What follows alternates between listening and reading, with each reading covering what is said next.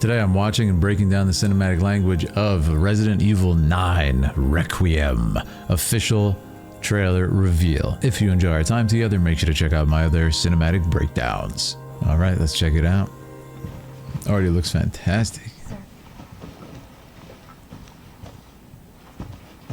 There's a nice glow to the lighting, which is really photoreal. The individual keys are being pressed on the keyboard. That's an insane attention to detail. That's just, they didn't need to do it, but they decided to show us that little detail and to do that close up. Was very well done. Incident: fourth victim of unidentified disease. Sounds like Resident Evil. I love it. This, of course, harkens back. It's very nostalgic to the opening of the first one. It's reminded me with this sort of fidelity image of the GameCube Resident Evil remake, which is highly celebrated, as it should be. Yeah. This character seems important.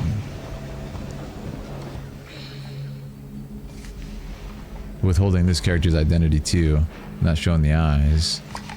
Man, I have to say, oh, that's a great shot. It's fantastically done. I love how it's like, you know, they're building up a story right now. No direct dialogue has been spoken, like, you know, characters having a conversation. What we have is two characters moving. There's a kind of mini story of this guy, camera tracking, probably going to this person's desk, and then we have this person just totally sucked in, observing this thing. It seems like they might get in trouble. They're kind of building this tension here, but I love how there's a story that you can instantly just kind of grasp and latch onto. Grace.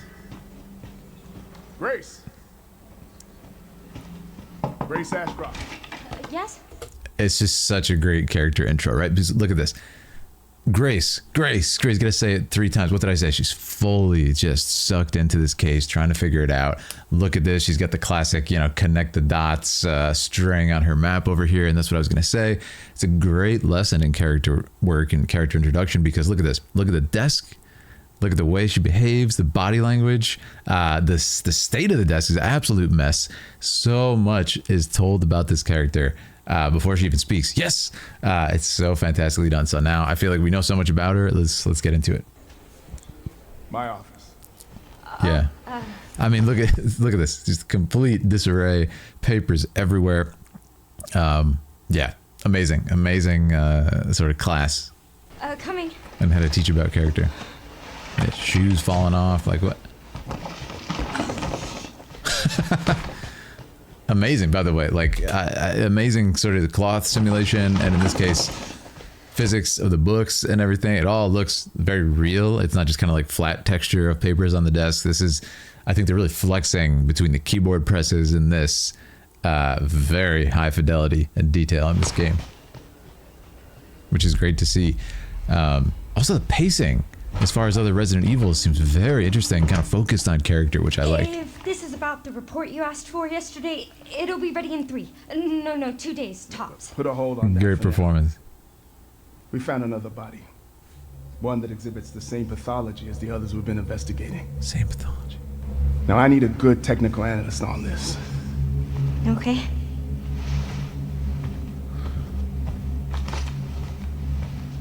I need your eyes on the crime scene. Huh. The Renwood Hotel. Ooh, really nice. So I love how, again, it's like this story. Why? So we're getting the answers. They ask a question. Why is this character so obsessed with this crime scene? Well, now she clearly has some sort of personal attachment to it. Like, what's happening here, right? She had a reason to be in there. So this is a great question, and then we're given an answer. So this, look at this as a kind of confined art piece or short story, which I really love when they do it, even though it's just a little snippet. I know that's where your mother was murdered. And there's, oh, wow, that's a bomb drop. And there's a beautiful diffused lighting happening throughout the scene, and it's just a softness to the lighting filling the entire space, again showing just how far lighting technology is coming, lighting simulation is coming, but it really sets the mood. Now when we start talking about this, it went from kind of very what's the word I'm looking for, office lighting, you know, very basic kind of office lighting. Now it's a dramatic scene, man. We get the half-lit face, wreathed in shadow. Also, a detail I really like about this is an office right? Which has the overhead lights. Typically it's lit the exact same way for everybody, but her cubicle is in the dark, right? So she's in this cave. She's sucked into this thing, and there's a kind of darkness following her around, which seems like it's the place her mother was murdered. Yeah, that's what's happening with the character. So just really, really awesome, kind of tying into everything with the imagery, the writing, the character. Love it. Let's hear about her mother. I know that's where your mother was murdered. Ooh, wow. I gotta say, okay, we got some really cool. That's where your mother was murdered. Amazing editing here. Wow, I love this. So really, really cool obscuring the image here. We have a sort of light well, as we call it, bleeding into the lens here. But we also have another layer of obscuring, which is the rain droplets on the glass. And then still the character is out of focus, right? So it's a really awesome, just kind of like evoking the feeling of a memory that you don't quite understand. And then here with the flash of that was actually, might have been Grace or That's her where mother. your mother was murdered. Let's see that second image. Yeah, I love how it's obscured. In this case, we have blur, we have a shake, more light wells bleeding into it, and a vignette clouding the image. Clearly a painful memory, and listen to that sound design, which is very well done to kind of emphasize that. Some masked, hooded figure. Ooh, I like this. Really setting it up. Alyssa died 8 years ago. Alyssa. No way. That's amazing. Perhaps it's time for you to face the past. I really like the visual style, which I didn't comment on yet. It seems to be in the RE engine, which oddly enough doesn't stand for Resident Evil, but it's the engine that's used for Devil May Cry, pretty much all of Capcom's new games, right, over the past few years. And I really like that you can kind of, I think it's used for Street Fighter too, but what I like about it is they're blending realism with stylization. And here's the perfect example. Like, she looks just not real, just a little bit of stylization, just a remnants of like some sort of anime style still in there. And it's so cool. It's so fun, kind of like Advent Children. It's somewhere in that realm, though it's skewed a little bit more towards realism here. It's a great visual style. Yeah, I love it. Very expressive. Oh, that's scary. I love it. And she's kind of getting overwhelmed now, and she seems to have checked out of the conversation, which I love. And this is just a great setup for a mystery, right? It's one thing to have, a very scary setting where a character's trapped in it and trying to figure stuff out. It's another to have personal stakes and a history with it that she's going to be figuring out and trying to get through. So I absolutely love it. And of course, Alyssa. Ooh. Grace. No way.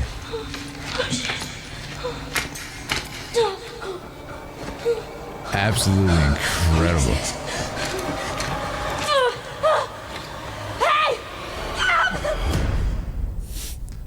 Just insane attention to detail. Like the first shot, which I love here, is, and I love how it's Grace. It's no longer that person's voice. It's someone else from the past, from the future. But look at this. Again, they're flexing with this close-up. And what's cool about it is, yeah, it's a close-up. You can see a lot of details. Technology comes very far. But it's beyond that. It's cinematic tools can be used in this way that were reserved before for pre-rendered cutscenes. Now we have literal pores that you can see. We have sweat on the pores. We've got bloodshot eyes, like these little details. You can literally see the makeup on her face. It's insane. And I love this shot. Looks like she's upside down almost, or it's just so disorienting. And they actually placed her a little, slightly higher than you typically would put the character's eye line on the upper third of the image. Just a little bit higher, and it feels uneasy. It feels kind of strange. It feels like she's hanging upside down. You got sweat all over her face. She's straining. I mean, it's incredibly well done. And again, the lighting. I mean, you got the streaks down the face. It's great. And there's that same lighting. The darkness is kind of following this character around. She can't escape it. She's plagued by it with her mind. She wants to look at the pictures and dive into this case. Amazing. Look at the strength. You can see like the muscles on the neck working and stuff. It's very impressive. Something's been done to her. She's injured. And there it is. She's upside down, right? It's fantastic. Using those clues and the kind of strain on the forehead and everything. Ah, amazing. All right, let's continue. What a great. Oh man, this is just straight up Resident Evil 1 imagery. I love it so much. Down to the window where the dog broke in, possibly, unless this is a reference to another game. I haven't played every Resident Evil, but I have played a couple of them. Stay close. Oh my goodness. Missing. Man, even the posters have such high fidelity. It's incredible. Are we going to be doing multiple locations in this? It seems like they're almost going into... Wow. I love this shot. This is a really interesting shot. So what they've done is they've pulled focus into this upper third of the image.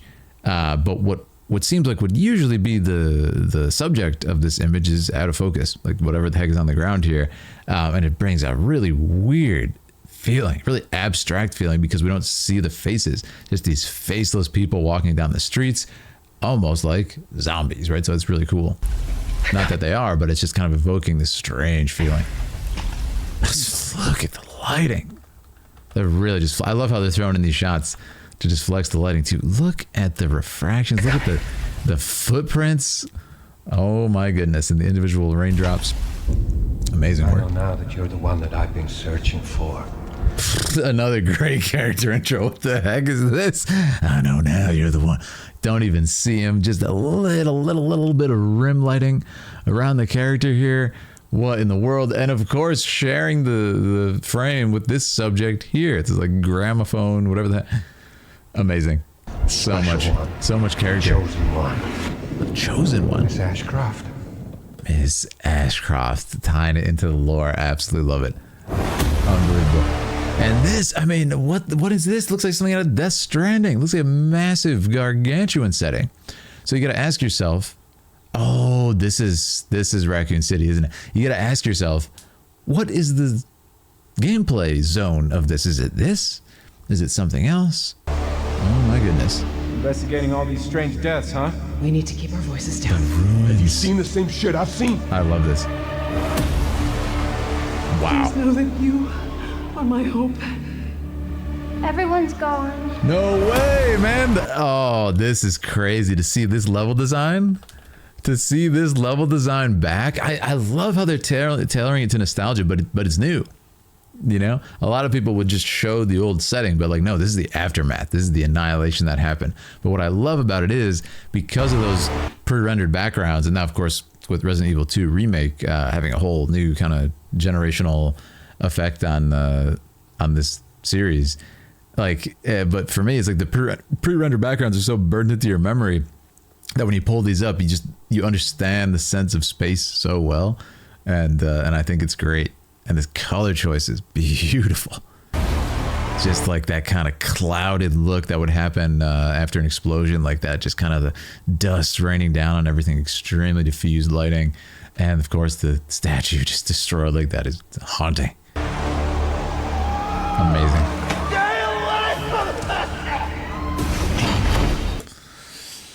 Oh, wow. That was terrifying. Let's check this out. Amazing. Okay, it appears that this is going to be first person view, which I didn't even fathom until I just realized this shot. But that is, wow, that's terrifying. And what I like about it is the scale. Like, this thing is way too big to be human, and it's just so unsettling. But it's not like, you know, a Titan size. It's not like some Colossus that's like 1,000 feet tall. It's just a little bit bigger, and it's just so weird because of that. It like triggers something that's wrong. With it, it's like, oh, the anatomy's off, and there's something in the distance there, like.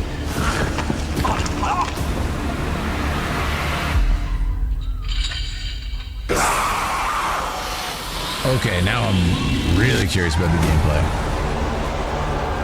Requiem 9. Oh, that's so awesome.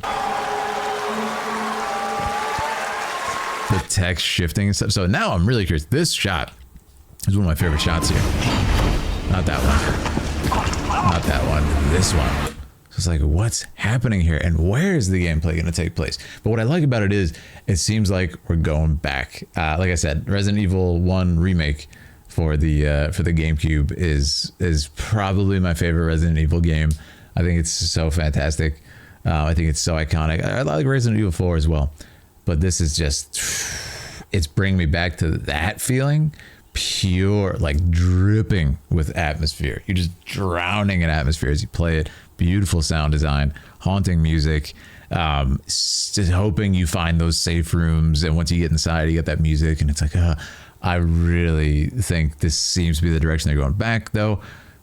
I don't know. It's hard to say. I could see this being action-packed still, but then again, so is that game. So is Resident Evil 1. So absolutely fantastic. I think this is just dripping with mood and atmosphere. And you know what? I think my favorite shot from the entire thing might actually be this. It's just quintessential Resident Evil, this shot. Like the kind of haunting camera angle, beautifully lit, like kind of evocative window. Like what's beyond that window? Do I want to know?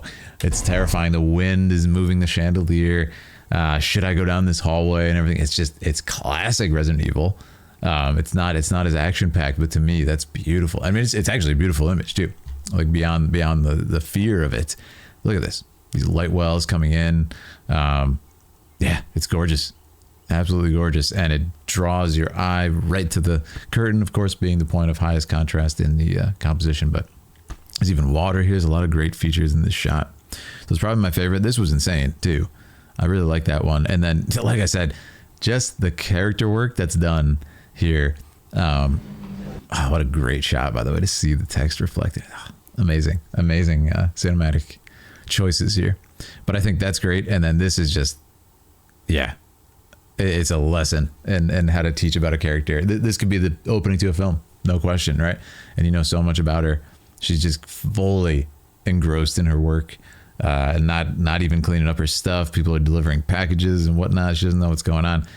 And she's working on that obsessively because, of course, she has family ties. So yeah, very interesting lore implications. Resident Evil lore masters. Like I said, I've played several of them, but I'm not a lore master. So lore masters, let me know the implications that are going to tie to her mother and stuff, and I'm super excited to see more about this. And man, if it's like old school Resident Evil level of survival and everything, oh yeah, I want to be playing this, no question. So anyways, thank you so much for joining us today for this. If you enjoyed your time, make sure to check out the rest of the cinematic breakdowns if you're interested. Check out the couples channel I have with my fiance, and I'll talk to you guys very soon. Thanks for being here. Let me know your favorite shot too, let me know.